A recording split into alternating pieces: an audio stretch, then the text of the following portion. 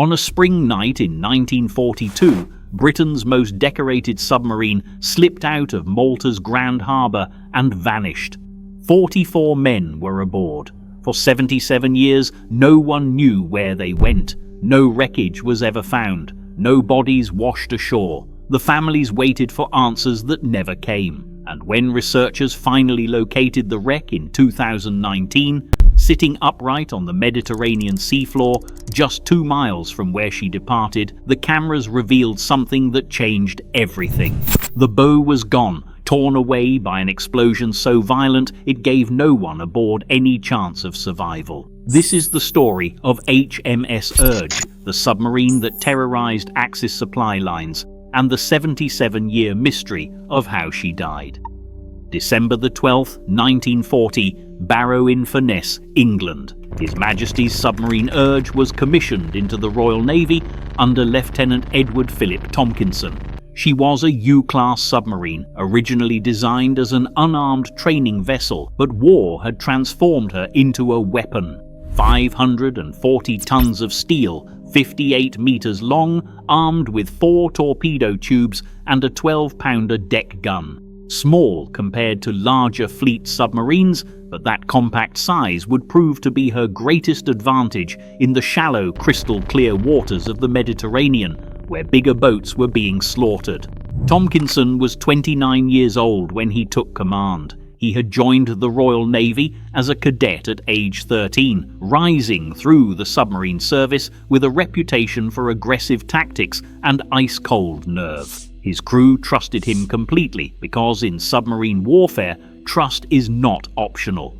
When you are sealed inside a steel tube, 200 feet underwater with enemy destroyers hunting you, the man giving orders is the difference between surfacing and becoming a permanent resident of the ocean floor.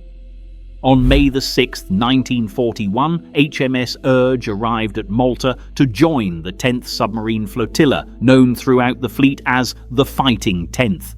The flotilla operated from Lazaretto, a small island in Marsamxett harbour. Their mission was brutally simple: find Rommel's supply convoys crossing from Italy to North Africa and sink them. Every tanker destroyed, every troop transport sent to the bottom was one less resource for the Africa Corps. The submarines of the 10th Flotilla were strangling the Axis war machine, and they were paying for it in blood. Over the next 11 months, HMS Urge completed 20 war patrols. She sank approximately 26,000 tons of enemy shipping. Tankers, freighters, destroyers. But her greatest triumph came on December the 14th, 1941, near the Straits of Messina. Tompkinson maneuvered Urge into position and fired torpedoes at the Italian battleship Vittorio Veneto. The 45,000-ton warship, one of the most powerful vessels in the Regia Marina, took a torpedo hit and was put out of action for months. It was the largest enemy warship torpedoed at sea by a Royal Navy submarine during the entire war. 3 months later, on April 1st, 1942, Tompkinson struck again. South of Stromboli, he torpedoed the Italian cruiser Giovanni della Bandinere. The 5,000-ton cruiser broke in two and sank rapidly with heavy loss of life. The Royal Navy awarded Tompkinson the Distinguished Service Order and Bar for outstanding bravery and skill. His superiors were already recommending him for a third bar, possibly even the Victoria Cross. Vice Admiral Sir Ian McGeoch, who served briefly on Urge, later stated unequivocally that Tompkinson should have received the Victoria Cross, preferably before he was lost. But by April 1942, Malta was dying. The island had become the most bombed place on Earth. In April alone, 282 air raids dropped 6,700 tons of bombs, more than London received during the entire Blitz. The Luftwaffe flew over 11,000 sorties in 5 weeks. Field Marshal Kesselring reported to Berlin that there was nothing left to bomb. The 10th Submarine Flotilla's base at Lazaretto was hit repeatedly. Barracks were destroyed. The chapel was flattened. 3 submarines, HMS Pandora, P-36 and P-39, were sunk by bombing while moored in the harbour. On April the 15th, King George VI awarded the George Cross to Malta and its people, the only time in history an entire nation received the honor. The next day, the flotilla's most celebrated submarine, HMS Upholder under Victoria Cross recipient Lieutenant Commander Malcolm Wanklin, was lost off Tripoli. By late April, the decision was made. The 10th Flotilla would evacuate to Alexandria, Egypt. The submarine, still operational, would make the run east under cover of darkness, threading through minefields and evading enemy patrols for the 600-mile journey across the Mediterranean. HMS Urge was scheduled to depart on April 27, 1942. But she would not be carrying just her usual 32-man crew. 11 naval personnel needed evacuation, men whose skills were needed elsewhere or who had narrowly survived the destruction of their own vessels. And there was one additional passenger, a man who was not supposed to be there at all. Bernard Gray, a war correspondent for the Sunday pictorial newspaper, had wangled his way aboard. Described as richly piratical, Gray had covered the siege of Malta and refused to leave by safer means. 44 men would board HMS Urge that night. Among them were Lieutenant David Bennett Allen, aged 22, the son of a rear admiral.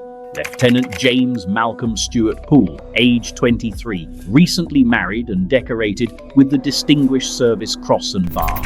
Chief Petty Officer Charlie John Jackman, aged 33, the coxswain who wore the Distinguished Service Medal and Bar, whose cousin would die on HMS Olympus just 11 days later. Telegraphist Henry Ernest Twist, aged 21, who had married a Maltese woman named Salvina, forming the human bonds between Urge's crew and the island they had defended. Leading signalman Ronald William Leake, one of the youngest aboard at age 20. On the evening of April 27, 1942, as the sun set over Malta's shattered fortifications, HMS Urge slipped her moorings and moved slowly toward the harbour entrance. The expected arrival date in Alexandria was May 6th. None of the families watching from shore knew they would never see their men again. If you are still here, you now understand that HMS Urge was Britain's most successful submarine in the Mediterranean, commanded by a man considered one of the finest captains of the war. What happened after she left Malta would remain a mystery for 77 years. Comment the number 2 if you are following this investigation. If you have not subscribed, please do so and turn on notifications. Now let us see what 77 years of silence finally revealed. In submarine operations, radio silence was absolute. Once a boat left port, it went dark. No transmissions that could give away position. Families understood this. Weeks would pass without word, and that silence was normal. The Navy only contacted families when something had gone wrong. So when May 6th arrived and HMS Urge did not appear at Alexandria, there was no immediate alarm. Submarines ran late, give it a few more days, but days became weeks. On May 27th, the Admiralty declared HMS Urge overdue and presumed lost. 44 telegrams were sent. Your husband, your son, your father is missing, presumed killed. We do not know where. We do not know how. We have no body to send home. Myrtle Tompkinson was left with a baby daughter named Bridget, who would never know her father. Edward Tompkinson was 30 years old. He had followed his orders exactly, and somewhere between Malta and Egypt, HMS Urge had simply ceased to exist. The Royal Navy investigated. Captain Simpson, who commanded the flotilla, assessed the evidence and concluded HMS Urge had likely struck a mine near Malta shortly after departure. German boats had been laying mines in the channels. Over 500 mines had been placed in those waters. Simpson's assessment was filed.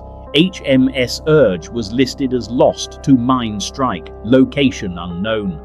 For the families, there was no closure. Submarines do not float wreckage or wash bodies ashore. They simply vanish. Bridget Tompkinson grew up with a photograph of a father she could not remember.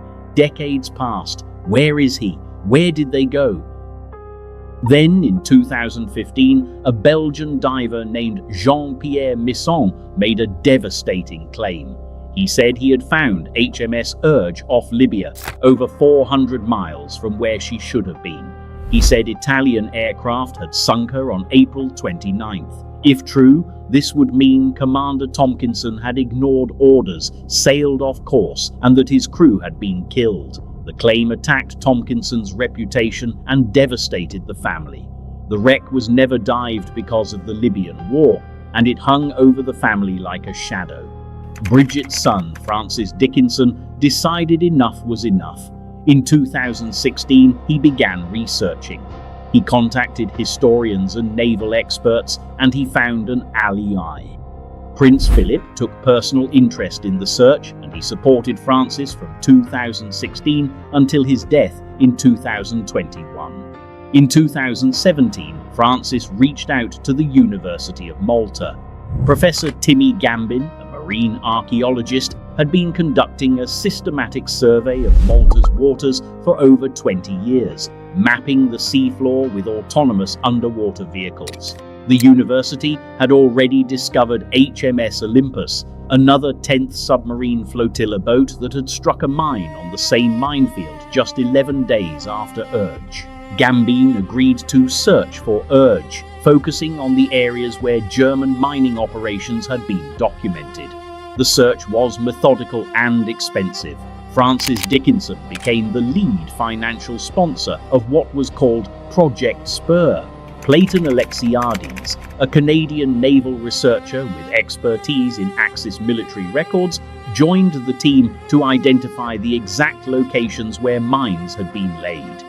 The search area was enormous, over 1,200 square kilometers of seabed, at depths averaging 130 meters.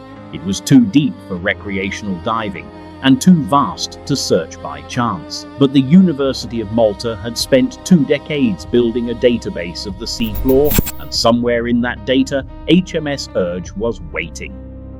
In the summer of 2019, an autonomous underwater vehicle detected a submarine-shaped object approximately 2 miles outside Grand Harbour. The sonar signature was unmistakable. 130 meters down, something was sitting upright on the sandy bottom.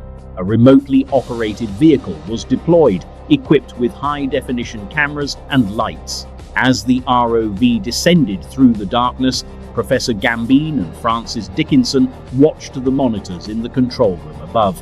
At 130 meters, the floodlights activated and swept across the seafloor. What emerged from the darkness was HMS Urge. She was sitting upright, her 12-pounder deck gun facing forward as if still on patrol, but the bow was gone, sheared away, buried in the sediment from the force of impact. The damage was catastrophic, violent, and unmistakable. This was not the slow death of a depth-charged submarine settling gently to the bottom. This was an explosion so powerful it had torn the front of the boat clean off. Professor Gambin stared at the footage and knew immediately what had happened. Mine strike, exactly as Captain Simpson had predicted 77 years earlier. The location was precisely on the route HMS Urge had been ordered to take. Commander Tompkinson had followed his instructions to the letter. He had done nothing wrong. The Belgian diver's claim was false. The Libyan wreck was not Urge. And after 77 years, the truth was finally visible on the cameras 2 miles from where the submarine had departed on that April night in 1942. The wreck sat in what Gambin described as absolutely fantastic condition. Rust bloomed across the hull, but the structure was intact. The conning tower rose from the wreck, proud and defiant. Coral encrusted the deck gun. Small fish darted through spaces where sailors had once walked, but the bow damage told the story that mattered. The mine had struck the starboard waterline near the forward torpedo room. The explosion had been catastrophic, punching through both layers of the pressure hull. At least 22 feet of the bow section had been blown off, either from the blast itself or when the submarine hit the bottom at terminal velocity. Gambin assessed what this meant for the men aboard. The blast penetrated both hull layers, which meant water flooded in instantly.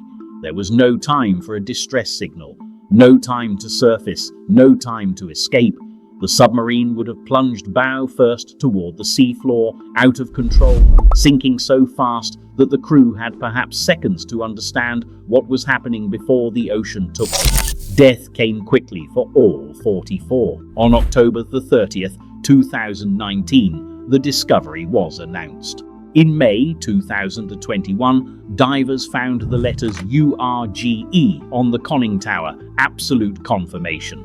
Francis Dickinson spoke for the families. "My family have always wanted to know where HMS Urge's resting place is. Thanks to this project, we now know where and how this submarine was lost." For Bridget Dickinson, the discovery came 77 years too late to ask her father questions, but not too late to clear his name. Tompkinson had not made an error. He had simply encountered a mine, and the explosion gave him no chance to save his crew. On April the 27th, 2022, exactly 80 years after the loss, a memorial was unveiled at Fort St. Elmo in Malta. 35 family members attended, many meeting for the first time, brought together by shared loss. Divers placed a memorial plaque on the wreck. A white ensign was unfurled underwater, then presented to the head of the Royal Navy Submarine Service. Heritage Malta installed a protective grid over the bow to prevent entry while preserving the site. The wreck remains where it fell, a war grave protected under international law. The 44 men will rest in the Mediterranean forever, 2 miles from the harbour they defended. HMS Urge sits upright at 130 meters, encrusted with coral, home to fish slowly being reclaimed.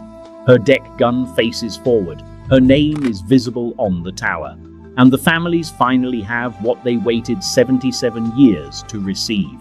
Closure, a known resting place, the truth.